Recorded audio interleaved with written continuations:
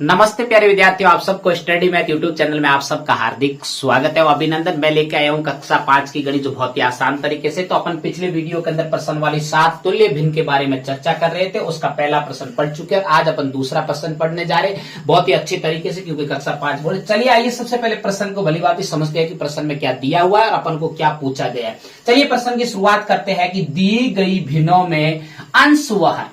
आपको कुछ भिन्नें दे रखी है, उस भिन्नों के अंदर अंश व हर को 3 से गुणा करके तुल्य भिन्नें लिखनी है अपन को।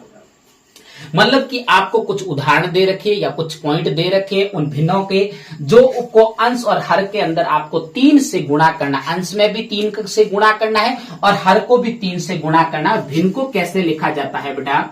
भिन्न को लिखा जाता है हमेशा अंश बट्टे हर के रूप। कैसे लिखा जाता है? अंश बट्टे हर। मतलब कि ऊपर की जो भी अंक दे रखा है वो अंश कहलाता है और नीचे का अंक या कोई संख्या दे रखी है तो वो हर कहलाती है हमेशा। चलिए आइए अपन प्रश्न के ऊपर शुरुआत करते हैं। बहुत ही आसान तरीके से पढ़ेंगे, बिल्कुल आपको एक एक बारीकी से आसान तरीके से समझाने का प्रयास करेंगे। चलिए शुरुआत करते हैं कि पहली भिन्न आपके सामने है कि 1/4। कितना दे रखा है? 1/4। इस 1/4 के अंदर अंश 1 है, हर कितना है? 4, और अंश और हर दोनों को किससे गुणा करना है? 3 से गुणा है। चलो पहले अंश को करते हैं। अंश 1 को किससे गुणा करना है? 3 से, और बटे में 4 को भी किससे गुणा करना है? हर को 3 से गुणा करना है।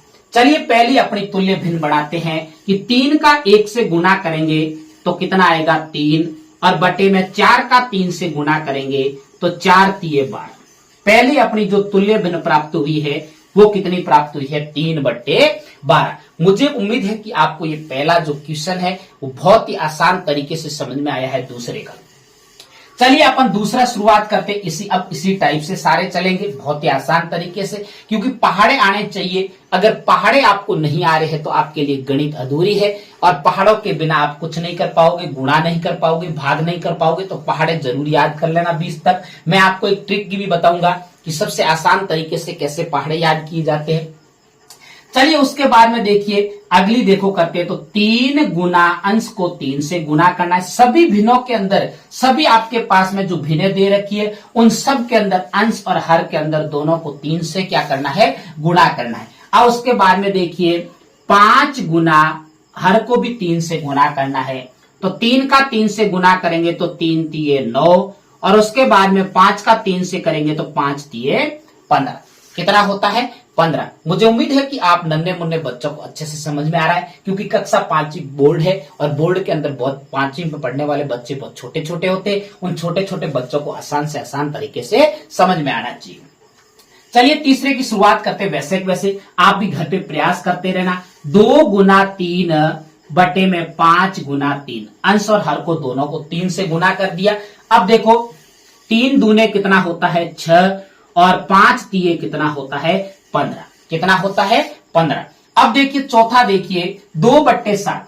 2 गुना 3/7 गुना 3।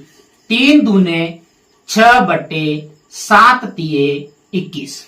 कितना होता है? 7 तिये 21। अब देखिए आपको अगला देखिए पांचवा 1/6 को आप कैसे करोगे? 1 गुना अंश को किससे करना है? 3 से गुणा करना है, और हर को भी कितना करना है? 6 को 3 से गुणा करना है बराबर के अंदर।